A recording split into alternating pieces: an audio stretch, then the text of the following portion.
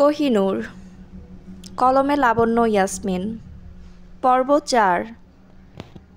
আপনাদের সাথে আমি আছি মারিয়া। দরজা খোলার শব্দ শুনে অধরার হাত কেঁপে উঠল। ভয় পাচ্ছে। খুন করবে বললেই তো হয় না, সাহসের দরকার হয়। তবু চেষ্টার ত্রুটি করবে না অধরা। খঞ্জরটা শক্ত করে চেপে ধরে বসে থাকল। বাম হাতের কনিষ্ঠা আঙ্গুল সামান্য কেটেও গেল। জ্বলছে, সেই সঙ্গে তরল কিছু গড়িয়ে ফোঁটা ফোঁটা পড়ছে।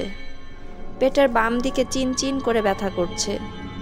জুবাইয়ের রুমে ঢুকলো, তবে একা না, সঙ্গে এক কাজের মেয়েকে নিয়ে এসেছে। মেয়েটা পানি আর কিছু খাবার নিয়ে দাঁড়ালো। অধরার হাসি পেল এদের ব্যবহার দেখে। আদর যত্ন করে এরা ওকে বলি দিতে চাইছে। জুবাইয়ের থমথমে মুখে আশপাশে তাকিয়ে বলল, খেতে হবে। তুমি খেতে পারবে নাকি আমি সাহায্য করব? অধরা নাক মুখ কুঁচকে ফেলল। কিছুক্ষণ আগের দৃশ্যটা ওর চোখের সামনে ভাসছে। সেই সঙ্গে লোকটার উপরে ওর ঘৃণা কাজ করছে। অধরা দ্রুত উঠে দাঁড়িয়ে বলল, দরকার হবে না। জুবায়ের ফারুকীর হাতের খাবার আমার কাছে বিষ সমতুল্য। এই ঘরে আপনি না আসলে আমি খুশি হব। লম্পট, চরিত্রহীন, খুনি, আপনাকে আমি ঘৃণা করি। অধরা হাতের খঞ্জরটা আরও চেপে চেপে বলল, এই মুহূর্তে লোকটার বুকে বসিয়ে দিতে পারলে ভালো হতো, কিন্তু তাতে কি হবে? লোকটা মরবে না। অধরা ওর শক্তির কাছে পরাজিত হয়ে নিজের অবস্থা আরও নড়বড়ে করে ফেলবে। আপাতত খুনের পরিকল্পনা বাদ দিতে হচ্ছে। জুবায়ের ওর মুখের দিকে এক দৃষ্টিতে তাকিয়ে আছে। ওর কপালে ভাঁজা পড়েছে। এই মেয়েটাকে যতবার ছুঁয়ে দিয়েছে ততবার মেয়েটা লজ্জায় কুঁকড়ে গেছে। মাথা তুলে তাকানোর সাহস হয়নি। সবসময় মাথা নিচু করে ওষ্ঠে হাসি রেখেছে, কিন্তু আজ এর কোন রূপ এটা? আজকের মেয়েটার সঙ্গে তো জুবায়েরের পরিচয় নেই। একদম আলাদা একজন মানবী। জুবায়েরকে চুপচাপ দেখে অধরা আরও জ্বলে উঠল। ঝাঁঝালো কণ্ঠে বলল, আমি কোনো লম্পটের মুখ দর্শন করতে চাই না।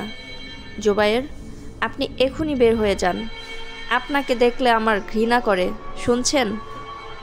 জুবায়ের বিরক্ত হলো। দাঁতে দাঁত চেপে অধরাকে নিজের সঙ্গে চেপে ধরে বলল, তোমাকে স্পর্শ করেছি, এবার কি করবে? নিজেকে মারবে নাকি আমাকে? জুবায়ের কথাটা বলে ওকে এক হাতে জড়িয়ে রেখে অন্য হাতটা অধরার বাম হাতের কবজি ধরে সামনে তুলে ধরল। অধরা আগেই খঞ্জর কাপড়ের মধ্যে ছেড়ে দিয়েছিল। জুবায়ের ওটা পেল না, কিন্তু অধরার কাটা হাতটা দেখতে পেল। পাশের মেয়েটা এখনও মাথা নিচু করে দাঁড়িয়ে আছে। জুবায়ের মেয়েটাকে যেতে বলে অধরাকে জোর করে বসিয়ে দিল। হাতের রক্তটা নিজের হাতে মেখে নিয়ে বলল, তুমি মারবে না অধরা? তুমি মারবে না অধরা? শুধু শুধু নিজেকে কষ্ট দিচ্ছ। জানি মৃত্যুতে কারো হাত থাকে না, তবু মন বলছে যতদিন কোহিনূর তোমার মধ্যে থাকবে ততদিন তোমার মৃত্যু হবে না। যদি ভেবে থাকো সুইসাইড করবে তবে ভুল করছো। তোমাকে ঘিরে আছে অদৃশ্য মায়াজাল। তুমি আষ্টে পৃষ্ঠে জড়িয়ে পড়েছ। এভাবে মুক্তির আশা করা বোকামি। চুপচাপ খাওয়া দাওয়া করো, সুস্থ থাকো, ও আসলে তোমাকে ছেড়ে দিব। অধরা এক ঝটকায় নিজের হাতটা ওর হাত থেকে কেড়ে নিয়ে বলল, আপনি আমার রুম থেকে বেরিয়ে গেলে খুশি হব। নিজের খেয়াল রাখতে আমি পারি। জুতা মেরে গরুদান আমার পছন্দ হয় না। অধরা তিল পরিমাণ আঘাত পেলে পাহাড় পরিমাণ ফিরিয়ে দিতে জানে। আমার চোখের প্রতিটা ফোঁটা পানির মূল্য আমি উসুল করে নিব। জিদ করো না। তুমি কখন থেকে আমাকে নোংরা নোংরা কথা শুনিয়ে যাচ্ছ? আজ পর্যন্ত তোমাকে আমি কোনো কিছুর জন্য জোর জবরদস্তি করেছি বলো? গায়ে হাত পর্যন্ত তুলিনি। এখানে অহরহ বিয়ে, ডিভোর্স, বেবি এসব হয়ে থাকে। এসবে আমি খারাপ কিছু দেখছি না। জুহির আরেকজন বয়ফ্রেন্ড ছিল, আমি জানি, তবু আমরা দুজন দুজনকে ভালোবাসি। আপনি আর আপনার জুহি দুজনের চরিত্র হচ্ছে ফুলের মতো পবিত্র। আপনাদের চরিত্র তো সোনা দিয়ে বাঁধিয়ে রাখার মতো। আমার রন্ধ্রে রন্ধ্রে বাঙালি বাবা মায়ের রক্ত বইছে। দেশে জন্ম হয়নি তো তাতে কি? আমার বাবা মা আপনার বাবা মায়ের মতো অমানুষ না। আমাকে ভালো শিক্ষা দিয়েছেন। আপনার মতো ঘরে বউ রেখে বাইরের মেয়ে নিয়ে ফুর্তি করতে না। অধরা অপেক্ষা করল না, ধাক্কা দিয়ে জুবায়েরকে পিছিয়ে দিল। ছেলেটা পড়তে পড়তে বেঁচে গেল। বাবার হুকুমে এতক্ষণ নিজেকে শান্ত রাখতে পারলেও এখন আর পারল না।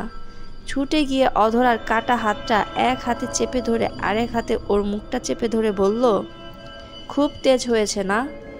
ভেবেছিলাম দূরে থাকবো, কিন্তু না, আজ থেকে আমি তোর সঙ্গেই থাকবো। আমার এই দু হাত অবাধে ঘোরাঘুরি করে তোর শরীর পারলে বাধা দিস। খুব ঘৃণা করিস না? এটাই হবে তোর শাস্তি। অধরার চোখ থেকে কয়েক ফোঁটা পানি গড়িয়ে পড়ল। জুবায়ের ওর গাল ছেড়ে দিয়ে ধাক্কা দিয়ে বিছানায় ফেলে দিল। ড্রয়ার থেকে ওষুধ বের করে অধরার হাতটা ব্যান্ডেজ করে বেরিয়ে গেল। অধরা ফুপিয়ে ফুপিয়ে কাঁদল।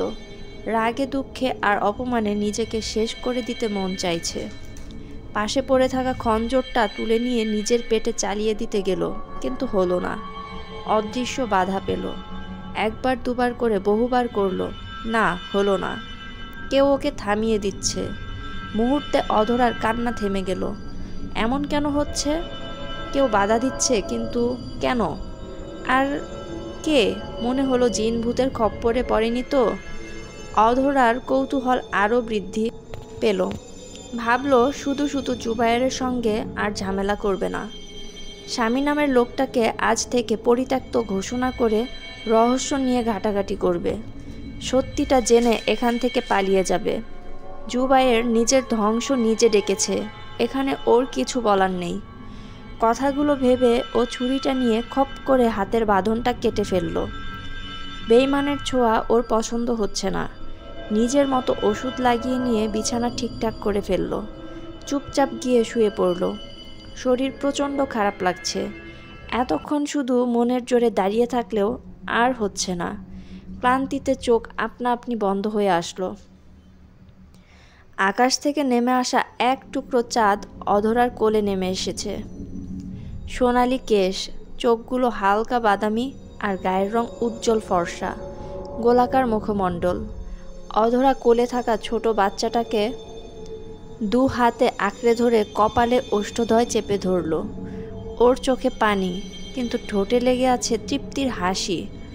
অধরা বেশ কয়েকবার মেয়ের কপালে চুমু দিয়ে ফিস ফিস করে উচ্চারণ করল, কোহিনূর, আমার কোহিনূর।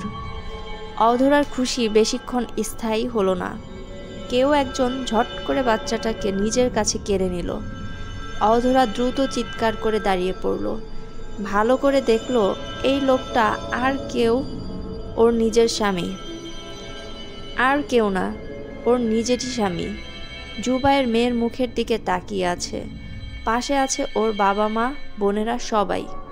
জুবায়েরের বাবা পাশ থেকে একটা ধারালো খঞ্জর ছুঁড়ে দিয়ে বললেন, মেরে ফেল ওকে। ওর রক্ত দিয়ে মিটে যাবে হাজারো বছরের অভিশাপ। জুবায়ের কাপা হাতে ছুরিটা লুফে নিল। অধরার চোখে পানি। ও অনবরত চিৎকার করছে, বারবার দোহাই দিচ্ছে। নিজের বাচ্চার প্রাণ জুবায়ের নিজে হাতে নিচ্ছে। ধর্মে সইবে না, আল্লাহ ঠিক বিচার করবে। জুবায়ের ওর কথায় কান দিল না। বাচ্চাটাকে সামনে রেখে খঞ্জর শক্ত করে ধরে একটু একটু করে বিঁধতে গেল মেয়েটার বুকে, কিন্তু পারল না, হাত কাঁপছে। বারবার অধরার দিকে আর বাচ্চার দিকে তাকিয়ে কিছু ভাবছে। শেষ রক্ষা হলো না। পাশ থেকে আরমান ফারুকী ওর হাত থেকে খঞ্জরটা কেড়ে নিয়ে নিজেই হাত চালাতে গেল। অধরা ছুটে গিয়ে ছুরিটা কেড়ে নিতে চাইল, কিন্তু সেটা বিঁধল ওর কোমরে। মুহূর্তে চোখ ঘোলা হয়ে উঠল। পাশে থাকা ওর সদ্য জন্মানো শিশুর চিৎকারে আকাশ বাতাস ভারী হয়ে উঠল। জুবায়ের হতভম্ব হয়ে দেখল সবটা। আরমান ফারুকী ছুরিটা বের করে অধরাকে ধাক্কা দিয়ে সরিয়ে আবারও বাচ্চা মেয়েটাকে অ্যাটাক করতে চাইলে, তবে এবারও ব্যর্থ, পারল না। সামনে দাঁড়ালো ওনার নিজের ছেলে। ছুরিটা দ্বিতীয়বার বিঁধেছে জুবায়েরের বুকে।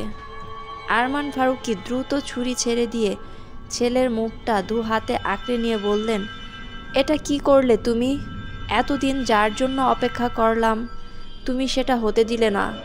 বিষাক্ত খঞ্জরের আঘাতে তোমার মৃত্যু নিশ্চিত। কেন করলে বলো? জুবায়ের বাবার হাতটা ছেড়ে দিয়ে মেয়েকে 2 হাতে আঁকড়ে নিয়ে বলল, আমি পৃথিবীর সবচাইতে নিকৃষ্ট স্বামী হতে পারি, কিন্তু এই পুতুলের মতো মেয়েটার নিকৃষ্ট বাবা হতে পারিনি ড্যাড। ক্ষমা করে দিও, ওকে তুমি পাবে না। আমি জানি আমার মৃত্যু নিশ্চিত, কিন্তু আমার কোহিনূরের না। Sorry dad. জুবায়ের আর সুযোগ দিল না, লাফিয়ে পড়ল পাহাড়ের চূড়া থেকে। অধরা জুবায়েরের বলে চিৎকার করে বলে উঠল। শরীরে মৃদু কম্পন হচ্ছে। হুট করে ঘুম ভেঙে গেল। শীতের মধ্যেও শরীর ঘেমে ঘেটে একাকার অবস্থা।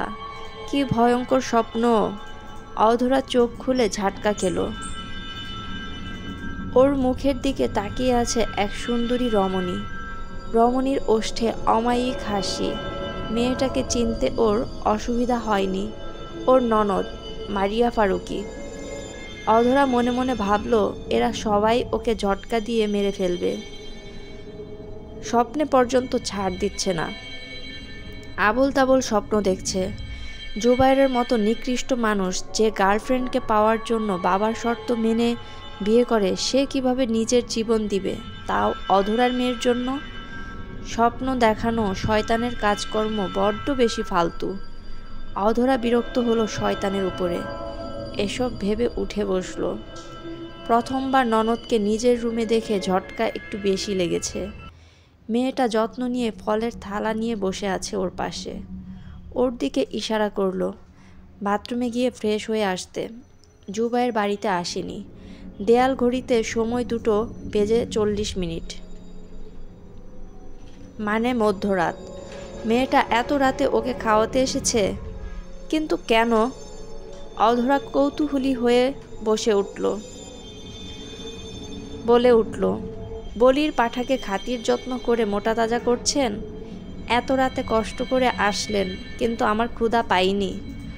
অধরার কথা মেয়েটা শুনল কি বোঝা গেল না।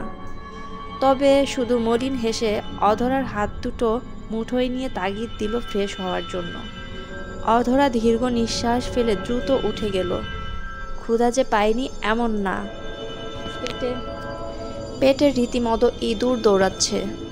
অধরা সময় নষ্ট করল না, খেয়ে নিল। মারিয়া ওর হাতটা নিজের কাছে টেনে নিয়ে নীরবে ওষুধ লাগিয়ে পুনরায় ব্যান্ডেজ করিয়ে দিল। বিছানা ঠিকঠাক করে চলে গেল। অধরা শুধু চেয়ে চেয়ে দেখল। মেয়েটা যদি কথা বলতে পারত কত ভালোই না হতো। নিজের কষ্টগুলো শোনানোর মতো এই পৃথিবীতে ওর আপনার কেউ নেই। বাবা মাকে খুব মনে পড়েছে। তারা কি বুঝতে পারছে তাদের আদরের মেয়েটা একদম ভালো নেই? একদম ভালো নেই। কয়েক ফোঁটা পানি অধরার চোখ থেকে গড়িয়ে পড়ল। ল্যাপটপে গভীর দৃষ্টি রেখে বসে আছে জুবায়ের। মেয়েটার প্রতি ওর সহানুভূতি জাগে, তবে সেটা সাময়িক। বিয়েটা ওকে জোর জবরদস্তি করে করানো হয়েছে। নিজের উপরে জুলুম করে মেয়েটার সঙ্গে থেকেছে। স্বামীর দায়িত্ব পালন করেছে। ওর কি দোষ? ও নিজেও তো যন্ত্রণা পাচ্ছে। হুট করে বিয়ে করিয়ে দিল। জুহি ছাড়া কাউকে ও সহ্য করতে পারে না। জুহির সঙ্গে ওর ক্রমশ দূরত্ব বেড়ে যাচ্ছে, যেটা ওর সহ্য হচ্ছে না। অধরা কাঁদছে, জুবায়ের দেখছে আর ভাবছে, এর চাইতে 1000 গুণ দুঃখ জুবায়েরের হৃদয়কে প্রতিনিয়ত ক্ষতবিক্ষত করছে। ও নিজে যেখানে ভালো নেই, সেখানে পৃথিবীর কেউ ভালো থাকতে পারবে না। এই মেয়েটা না থাকলে ওর আর জুহির মিলনে কেউ বাধা হয়ে আসবে না। কতদিন সহ্য করতে হবে কে জানে। কথাগুলো ভেবে ও উঠে গেল। ভোরবেলা নামাজ পড়ে বাইরে বের হলো অধরা। বাকিটা রাত ওর ঘুম হয়নি। শরীর পূর্বের চাইতে ভালো। মন খারাপ ছিল, ভোরের সূর্যোদয় দেখে সেটা কেটে গেছে। আজ থেকে রহস্যের সমাধান করতে উঠে পড়ে লাগবে। শাশুড়ির রুমে আবারও যাবে। সেখানে হয়তো কোনো গুরুত্বপূর্ণ তথ্য পাওয়া যেতে পারে। খুব আফসোস হলো নিজের কাছে একটা ফোন নেই ভেবে। থাকলে ভালো হতো। বন্ধু বান্ধবী অনেকেই আছে, তাদের থেকে সাহায্য নেওয়া যেত। কথাগুলো ভেবে ও শাশুড়ির রুমের দরজা খুলে ভেতরে প্রবেশ করলো। সেদিনের পর থেকে এই রুমটা বদ্ধ হয়ে পড়ে আছে। অধরা ভেতরে পা দিয়ে চমকে উঠল। মেঝেতে রক্তাক্ত মানুষের মাথার খুলি পড়ে আছে। অজানা আতঙ্কে কেঁপে উঠল অধরা। মনে প্রশ্ন জাগলো, এটা কার খুলি?